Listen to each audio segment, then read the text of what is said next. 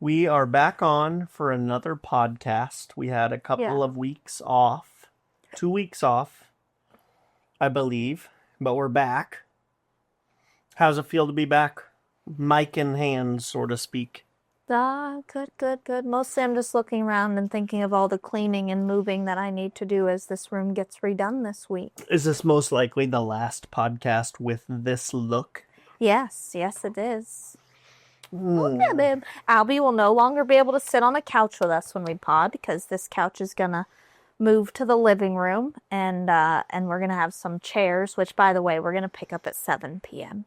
I will not be going. You will because you have to help me carry them. They're very light. I have tasks. You never know if they're light. Those might be heavy bases. 7's an awful time to schedule something. Well, they picked, so Where's it at? I have no idea yet. Well, you might want to check because you've done that before, and then they're in Riverside, and we're not going to Riverside. I think these are nearby. It says 1 mile. Oh, good. Yeah. Good. So anyways, yeah, well, we're going to have some swivel chairs that are kind of cool, a little modern. And then I'm going to pick up, they're kind of similar to these in a way, but nothing like them. The side chairs are tables where we'll each have our own, but they're meant for you to like be laptop stands, and they have a cup holder on them. They're from IKEA. And I'm thinking those for so if we do need a laptop to check things or whatnot, we can. What's my budget going to be on all this stuff?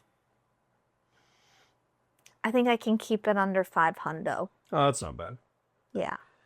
Lately, you've been blowing money like Jeff Bezos. No, I have not been. Yes. No. Yes. No.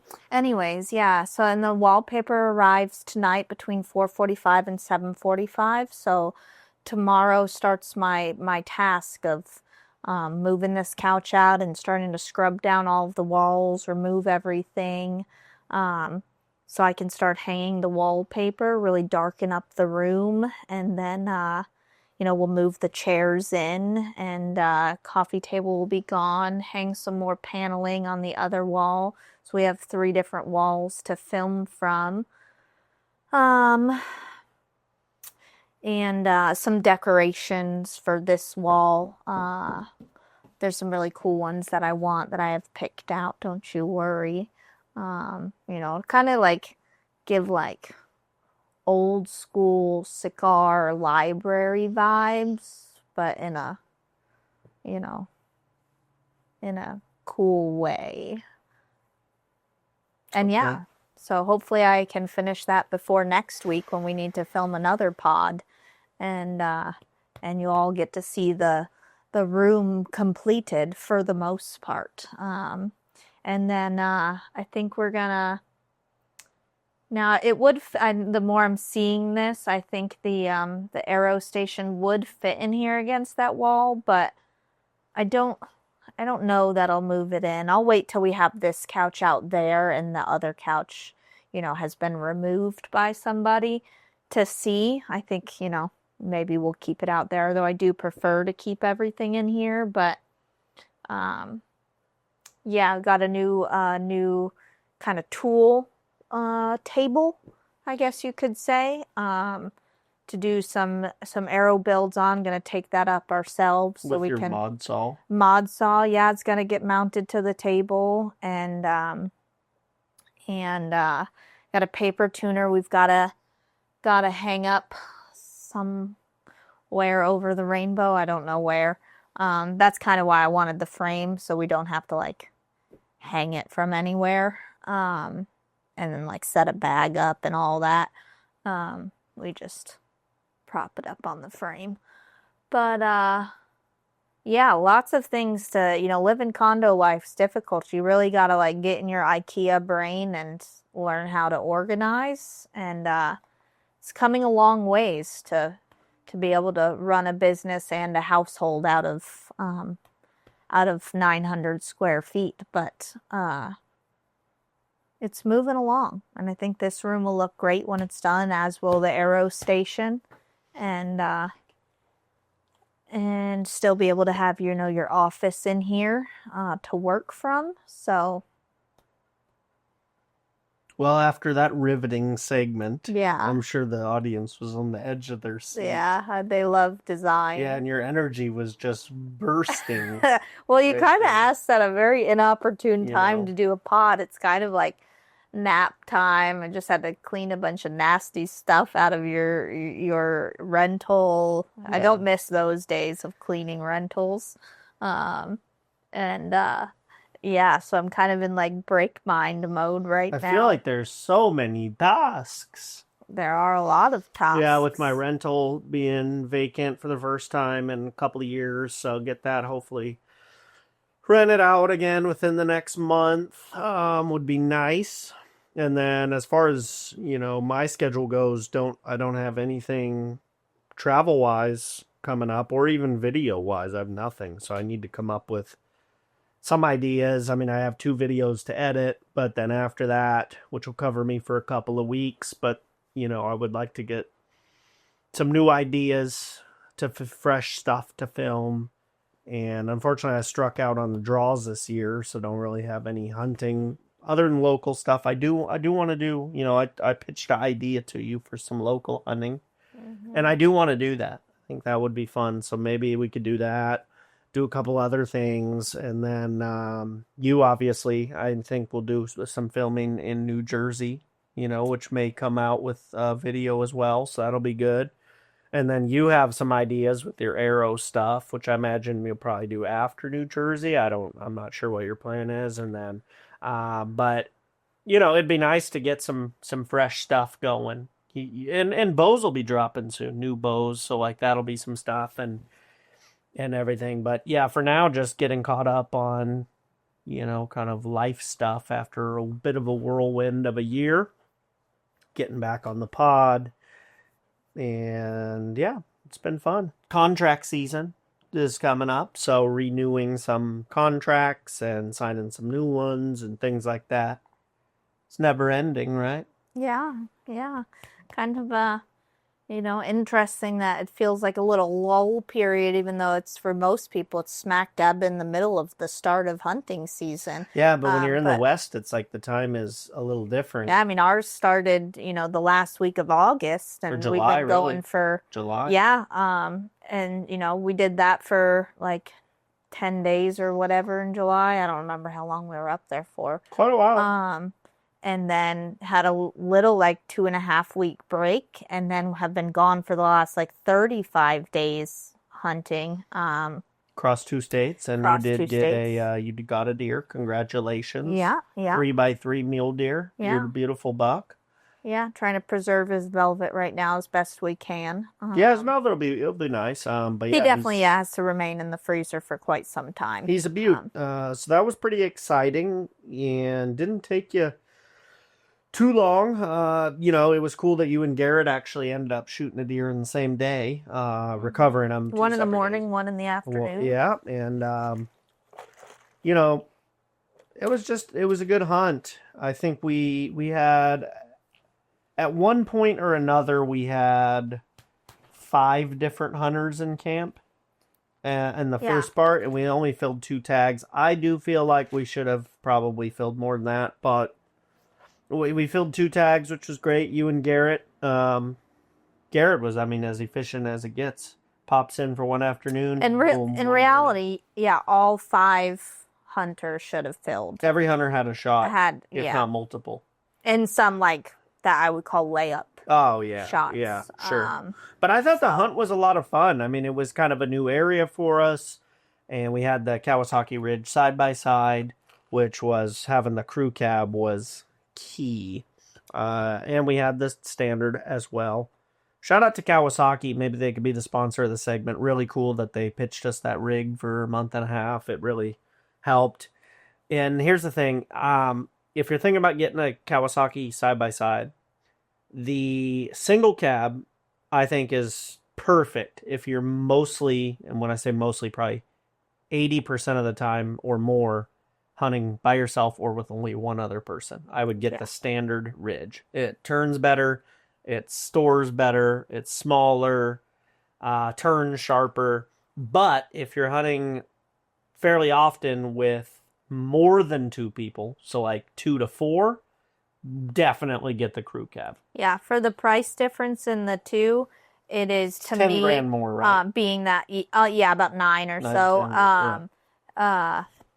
Which to say that lightly is, I get that's not lightly, but likelihood is that you're financing your vehicle anyways, you're side by side. So, I mean, if you can splurge for the larger one, if it's a necessity for you that you hunt with more than two people, more than you and another person often, Then yeah. it's a game changer. It's so much more worth it. Yeah. It's because we are all the time at minimum, usually the three of us and three people just wedged. And I'm a small female. If you hunt with three dudes, like, no, ain't no way you're putting a dude in the middle with all three of your bows. Well, and another thing too, I really like. So I guess there's a couple versions of the crew cab. The one we had was the XR, which has that center console in the middle.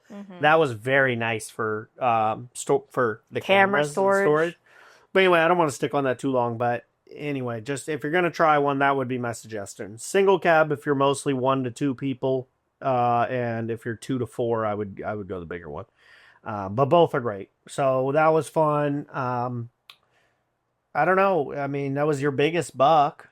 Yeah, so far. What was that moment like to put your hands on his horns and get to take a look at him? And well, I mean, this will obviously likely come out before the.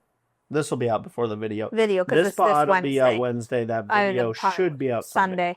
So if I finish it, wait a few more days, and then you'll see the video come out of that hunt of Garrett's and I's bucks. But from the moment, I'll start from the jumping out of the vehicle. Like, it was just one of those ones where he was just far enough away, and it lined up to be just in the right spot to where I was able to use trees to get, close some distance. And I probably closed 30 yards from, leaving the rig to where I ended up shooting. And, I almost wish that I had seen that spike so that I could have maneuvered a little differently and tried to close a little more distance. Because had he turned to just feet up, I could have closed another tree depending on what the spike was doing. But I had zero clue that spike was there. The buck fever. Yeah, I was so zoned in on watching him, and it was going so smoothly. I mean, I was moving up in distance and closing the distance, and he was just feeding parallel to me. And I was able to then step out from the tree and draw and kind of, angle myself. And then it just kind of became a cluster. And I will definitely say the distance that I got and the penetration that I got, I am more than happy with. It's what I've been working towards building a setup for. Unfortunately, but fortunately, I got to change that up now for a different same brand, different type of arrow. But I'm sure with some experimenting, we can get to that same, penetration level and whatnot. Very happy with that. Unfortunately, just, shooting 50-ish pounds and that distance, 80 yards is far. And it's a lot of time for my arrow to get there. And it's a lot of time to allow the animal to react. I think it's probably 2 or 3 seconds, which for a deer is, could be the difference in there and gone. Yeah, I mean, you're probably going to get cooked for saying the distance. Usually, you won't say the distance as far as... I mean, you're going to get 8,000 comments from people who ask what was the distance anyways. So it's there's no point in hiding it. I think it's good lessons learned. But you think you want to shoot... Maybe. What I'm clarifying is that is too far. So what do you think is a good distance for you to shoot 60 and less? Somewhere probably between 60 and 65 is going to be a very effective range, I think, for the speed of my bow right now. you know, if they're calm and unalert, or maybe not facing me, like looking another direction, calm, feeding, bedded, you have it, whatever. Maybe you could poke 70. I just don't think that's wise until, you know, maybe I'm pulling another 5 pounds or something. So you can, every little bit of that helps speed up the bow, which helps get the arrow there faster. And you know, which allows for a more effective shot, because you know, it doesn't matter if the placement would have been perfect. You know, if you knew that it was perfect, that animal can do exactly what happened. And I won't give it away in this, so you can go watch the video, but you know, things went sideways fast. And luckily, upon recovering him, it was very evident that he did a crash landing and died upon his run to where he died at. Yeah, you know, we didn't find him bedded up. We didn't find him in a bedded position. It was very evident he crashed over that log and died. And you know, extremely lethal. Now, would I say to choose to take that shot? We talked about this a lot on the trip. To purposefully take that shot is so tricky. And you debated this, like, because people will say, like, that's so immoral. Do we have some important news or? No, I'm just getting some straps dropped at the door, some native release straps. So if you guys want native release straps or mirror archery straps, quick little side piece, both of which I'm getting a big restock today. So any color, any size for the natives will be available on bowdisciples.com. So anyway, yeah, quick update. Yeah. We debated this whole, like, you know, as people call it, the Texas heart shot, as a purposeful shot versus a frontal. And people always will harp, like, you know, how immoral or, you know, terrible it is to take a Texas heart shot. Not that I took that on purpose. No, obviously not. I mean, yeah, and you'll see in the video, it's very evident that I did not. But and we're like, well, I mean, both are extremely lethal when placed correctly. But here's, I think, the issue with a Texas heart shot, and we discussed this on the trip, is that one is a shorter distance from penetration to vitals. And so, one, bleeding can occur more likely if placed correctly and you don't hit a shoulder or, you know, the chest bone or anything that's going to inhibit you.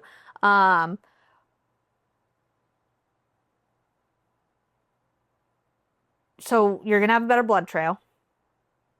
And two, you're going to reach vitals a lot faster. So potentially put them down a lot quicker. On a frontal? On a frontal. Whereas a Texas heart shot, though extremely lethal, say you don't get great penetration. It's lethal. That animal's just going to take forever to die, and it's going to be very painful for them. They're going to get very sick. And secondly, your blood trail is going to be next to nothing, potentially. Unless maybe you cut some femoral in there. You get a good angle or something happens. You get lucky. Likelihood is your blood trail is going to be butt, though. I mean, you're going straight into stomach and intestines before you even potentially enter a vitals cavity. If you get good penetration. In which case, like mine did, he died very quickly because we got all the way up there. But what if you don't? That's the risk you run with purposefully taking a Texas heart shot, is like, you're just lessening your chances of recovery. You're also lengthening your recovery process because they got to get sick first. I mean, look, here's the deal. I don't know anyone who shoots for a Texas heart shot intentionally. Mm-hmm. People will shoot for frontals intentionally, occasionally. But my point is, I think it's interesting that one is fully, not maybe not fully accepted, but largely accepted in the community as being like, oh, that's fine to take, being a frontal. But meanwhile, if you were to say, oh, I purposely did a Texas heart shot, I had a friggin' deer at 25 yards and I shot a Texas heart shot, you'll get killed for that, right? And I'm not saying I've never done a Texas heart shot intentionally. Maybe I have on a follow-up shot, but never on an additional shot or initial shot. But when I think about it in my head, it seems sort of stupid that if I were to frontal something at 25 yards and he didn't jump the string and I just hit him right in the front of the chest, people would say it was a great shot. But if I did the exact same thing, but he's just turned around, same distance, I probably would get killed for that. Why? That's what I just explained is why I think is right. Why. Well, and I also think it's just like societal norms, which I think are there for a reason. But I think there are times where you need to sort of rethink things. You know, like I've heard many arguments over the years that made me like shift my thoughts. Like I used to be, you know, I still love close shots. That's my thing in archery. I love shooting stuff like between 10 and 40 yards. I love getting close. That's what I like. However, you know, if the opportunity arises and I'm really comfortable and something's at 75 yards, I don't have a problem shooting something further now, whereas in the past I wouldn't have. But I heard a guy make an argument one time that I thought was pretty interesting. He was like saying how, okay, hunters are predators, right? And there's, of course, we always want to make the best, fastest, most ethical, clean kill. And that's what we strive to do. That's why we practice year round. We try to take shots that we're comfortable with and things of that nature. But he made a good point where he said, like, look, a mountain lion or a bear, they don't have 100% kill rate. Like, you know what I'm like? They jump on deer all the time that they don't kill. Like, you know, they farm a shot or hit them in the top of the back, which I'm not saying is what you want to do. I'm just saying it's an interesting point of view that, like, not all predators are perfect 100%. Every time. You want to get as close to 100 as possible, but it's not possible to be 100% over a long period of time. Eventually, you're going to have something happen. A mechanical, a miss, a string jump, you name it. Something will happen. Hit a twig. Yeah. There's all sorts of things. Wind. I just think it's interesting to think about it. And that is why practicing with your bow year around is so important. And that's what the channel's always been about, is just shooting year round. I think that's the best way to get your percentage as close to 100 as possible. And shoot hard stuff, so that way when you get, you know, easier shots, they're even easier. That's kind of been my philosophy. You know, so your shot, was it towards the edge of your limits? Yeah, I would say it was. And, you know, you learn from that and went, you know what, I've learned that that's a bit too much for me. That's fine. You gotta, at some point, you gotta, you know, learn what your threshold is. Yeah. Now, what I did learn is that, as you know, at the speed that my bow is now and the poundage that I pull, you know, penetration is not a problem. It's just speed to allow my arrow to get there faster. Yeah. So speed. The more I can work towards, and I like we've said a million times, my arms ain't gonna grow any longer. Like, you know, that is what it is. I'm never gonna be able to change that. So the only thing I can do is to continue to grow, to move up the poundage, and eventually an 80-yard shot would not be a problem. To where, you know, my bow is fast enough that I don't have to worry about the time it takes my arrow to get there and that animal's movement. Now, I mean, likewise, we'll flip the switch, and Ted, who has a 30.5-inch draw, and, you know, was pulling 60 pounds to be ready for his elk hunt after the deer hunt, shot at a deer at 14 yards. And playing that video back in slow motion, that thing, even as close as 14 yards, dropped that string or jumped. It didn't really jump, I guess you could say. It's still called It's jumping still called the jump, string. but it's not really jumping because he dropped. Ducking the string. Ducked the string. Faster than a bolt of lightning. Like, it was crazy. I mean, his shot was, you know, it was a pinwheel. And by the time it traveled 14 yards, it was over the deer by a couple of inches, you know? And you could see it in the video that it was.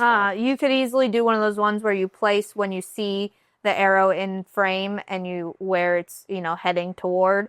You could place a dot and then watch that animal go boop, boop, boop below it. So, like, it's not to say it can't happen even with a fast bow, you know? Like, they are just faster. The animal is freaking fast. For sure, yeah. I mean, like I said, I mean, not everything can be solved 100%. You can do certain things to...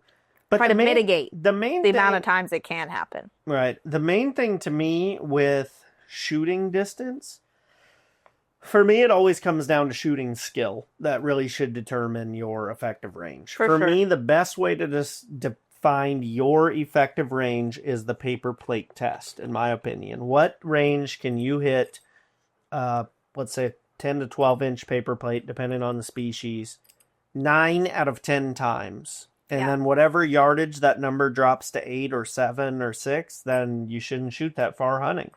But I even think that's like a nice, fun video. You know, especially because Morley has, you know, targets at every 10 yards. So, like, we could start at the 20-yard mark and just do a challenge, like, who's effective range. Yeah.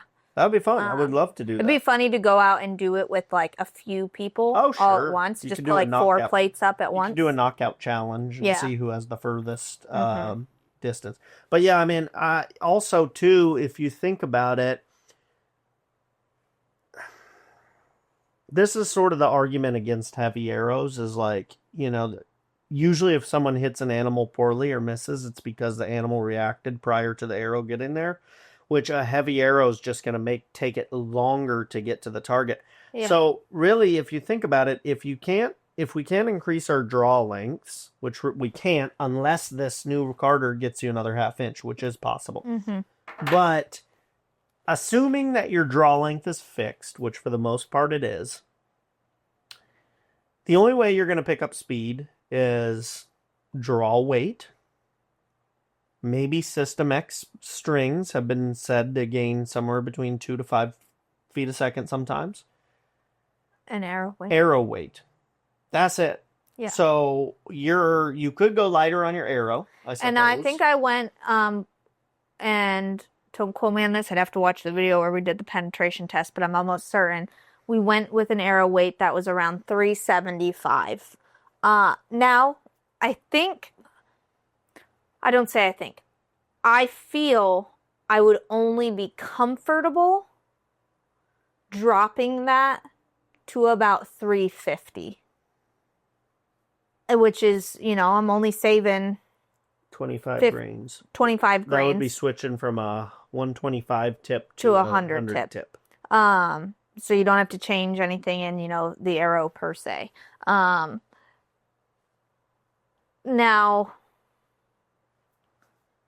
I think that would be fine. Obviously, that affects your penetration a little bit.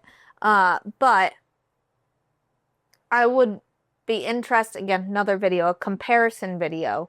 It's a bit of an experimental video. Just as simple as changing the tip. Now, someone did comment on this when we did the video with the ballistics gel, like that's not, like, you know, similar to animal or whatever. Yeah. It doesn't matter.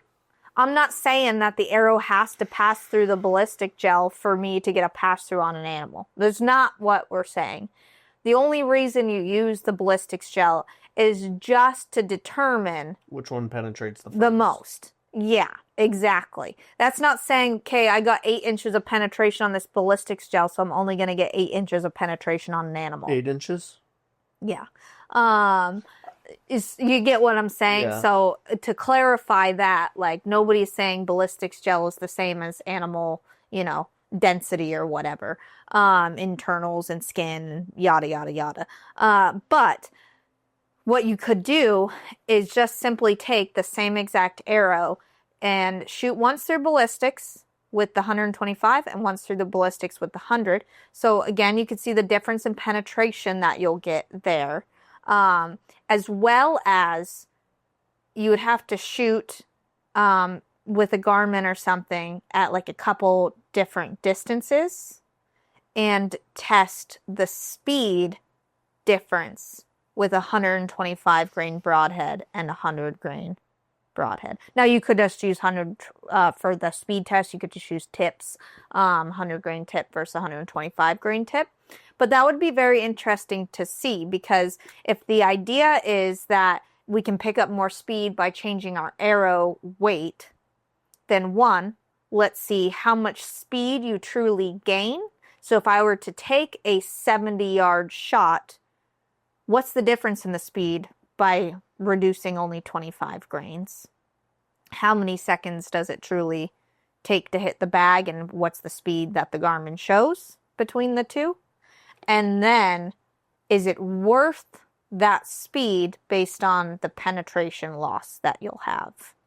That would be a quick, nice little test to do.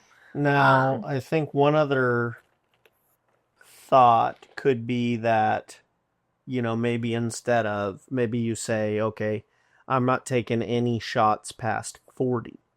And then you just try to improve hunting skills to get closer more often. That's another way to skin the cat. For sure, for sure. Now, granted, what I did in that, which is very evident in the video, that was not spot and stalk per se, like it wasn't necessarily road hunting. Sure, but it wasn't like 2 hours of trying to get closer and closer and closer. Like I was in some wide open pines and had to, work with the environment I was provided that deer in. I do think I'm going to toot my own horn here a little bit. I do think when it comes to spot and stalking, granted, I am much smaller, which offers less weight hitting the ground. I have smaller feet, so they don't roll over as much stuff. My boots are not as heavy because they're, 5 sizes smaller than most men's foot size. So all of that automatically makes me quieter. Now, if you just have zero balance, then you could still be louder than a 200-pound man with size 12 feet. Sure. But I do think I also have fairly good balance when it comes to being out there. You look like you're zoning out here. But ultimately, and I think you've agreed with this many of times, I am fairly good at closing the distance in a spot and stalk. I stalked into about 15 yards. When was this? This summer. When you stayed behind and filmed. Oh, those two that spooked off. Yeah. Yep. Mm. Yeah. Yeah, that was good. That was good. You had a good route. Yeah. That's what I'm saying. Like, that's another option, is just to get closer. For sure. But the environment that was in front of me didn't allow for that there. That's the case. Sometimes you can't always. Correct. Sometimes on a stalk you can get all the way to 20 yards. Other times the best you can do is 71. And you run out of cover. Like, there's just nothing more you can do. Well, am I cooked, or am I just going to back out? Am I going to try to shoot, or am I going to back out? You kind of reach that, and that's where it's important to know your effective range. Yeah. Well, and sometimes I think, you'll have more luck by just choosing to back out. And I know that's a hard pill to swallow sometimes for people. It's a hard pill for me to swallow. I've done it probably more times than almost anybody. I've done it. But the likelihood is, if you don't spook them out of there, if the wind goes bad, or you decide you're going to try to close distance when you have no cover, you could come back the next day and glass that little hillside or finger or ridge or whatever strip of mountain, and most likely pick that same buck back up and try again the next morning or that afternoon or whatever. If you spook them out of there, I'm not saying they move to the next county. But for sure, you may not find them on that same set of ridges or whatever. Like, you might, if you're lucky and you find them, you might pick them up 2 miles away. That's not, impossible for a deer to do. So sometimes it's just wiser to back out. Oftentimes. Yeah. I do that often. Almost probably more than anybody. Sure. I do it. Sure, a Yes. wise one. Yes. Yeah. But so anyways, moving on. Garrett also got one that morning. Yes. That was great. Very exciting. You can watch that in the video. Our first Beautiful time hunting. deer. First time ever hunting with Garrett, and got the job done. His final morning with us, which was great. Yeah, super exciting. That was kind of interesting because his buck was with another buck that we didn't know at the time, and a bull elk as well. So that was pretty interesting. Yeah. And then there's Teddy and Steve. Yeah, and Cade. And Cade. Yeah, I forgot about Cade. None of them were able to get it done, but had some good opportunities. A lot. And, overall, I mean, it was fun. I liked sort of having a transforming camp. A rotating camp. Yeah, that was fun. Yeah. Getting new people in. People would leave, more new people. It was just kind of this rotating, fun, happy, loving bunch. And I thought that was a really good time, and I enjoyed it immensely. Yeah. I would love to do, we've talked about this too, like kind of like back in your day, when you were a little tot and, all the old timers had hunt camp and whatnot. Mm-hmm. Something like that where, like right now, sometimes we do have quite a few people in our January hunt with us or rotating in and out, or that we meet up with, or that come out, over the span of the couple weeks we're out there. But it always ends up being, and maybe it's because, at the time you have the side-by-side, the more, versatile rig or whatever, the case may be, that like it always seems to be a tough point to figure out the day's plan. If I were to have a dream hunt, it would kind of be very similar to your Badlands, Oklahoma hunt, where like there's just a hunt camp and everybody's got their own vehicles and their own kind of people that they come out with, and everybody just disperses for the day, and then you come back and camp wife has dinner, made for everybody, and you tell time? Stories. No, It's not. No, and you could be the camp lady. Maybe after I film my tag. Yeah. I've done it before. Yeah.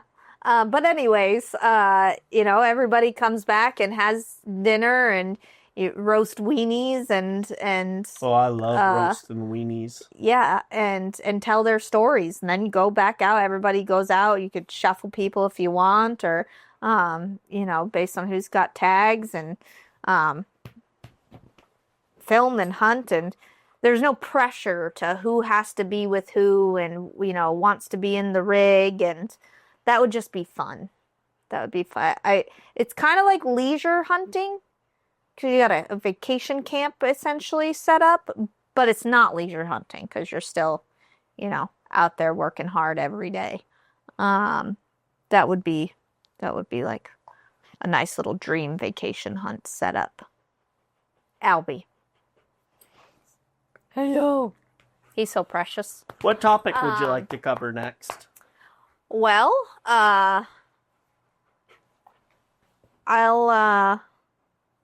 we could leave the elk hunt for another pod. We've got lots to catch up on here. You don't need that. But you kind of have, like you explained in the beginning, a break. I've got about 2-ish weeks or so, 2.5. And then I'll head out to a state I've never been to before.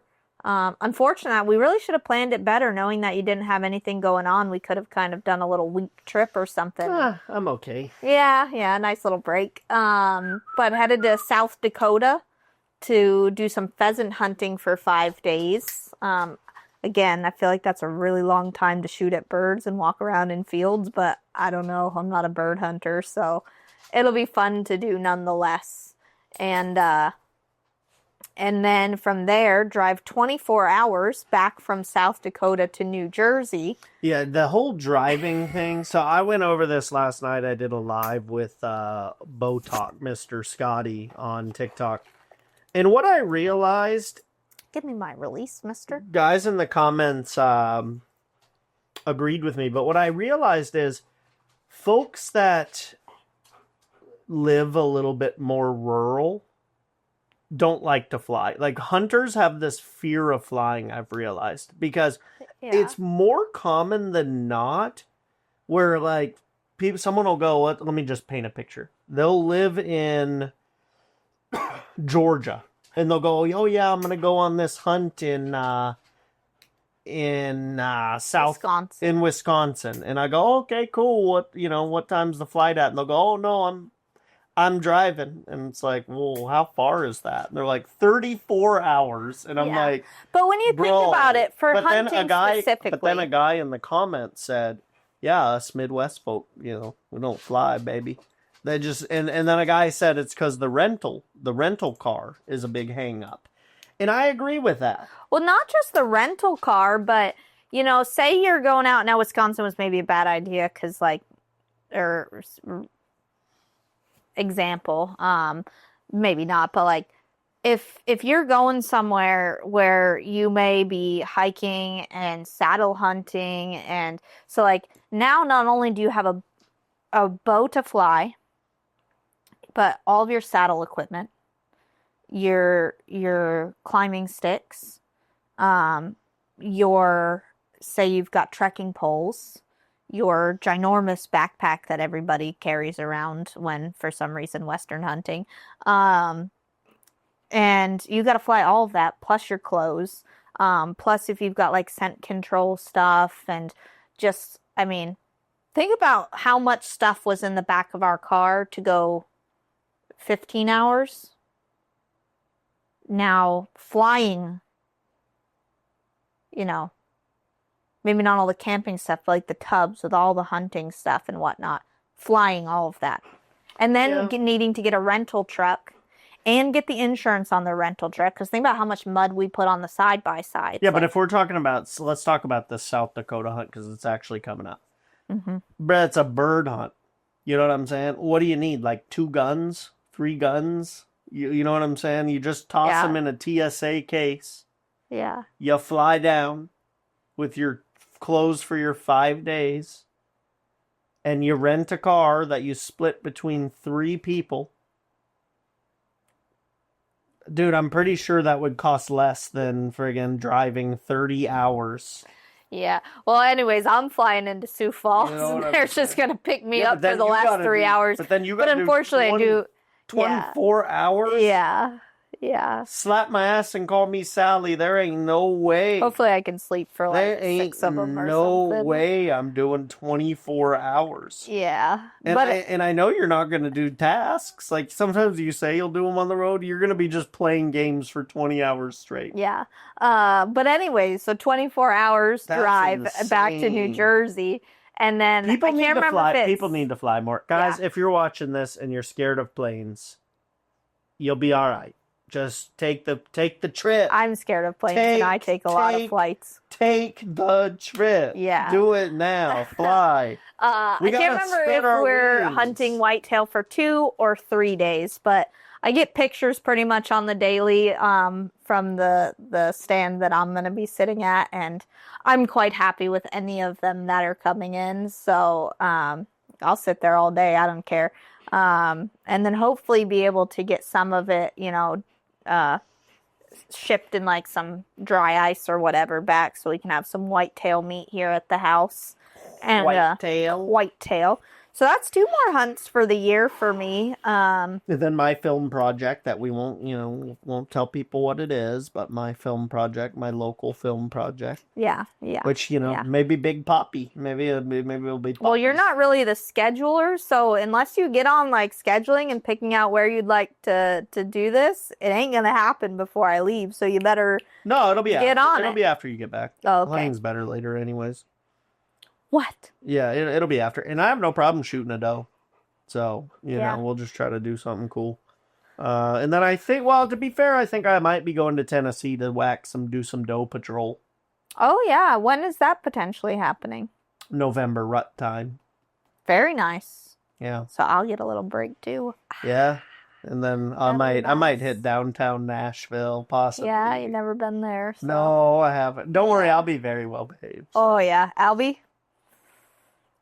It may be just you and I when he gets back. Oh, jeez, oh, yeah, so lots of some hunting coming up for us till January when I think he needs to go out. So after this, we might have to wrap up.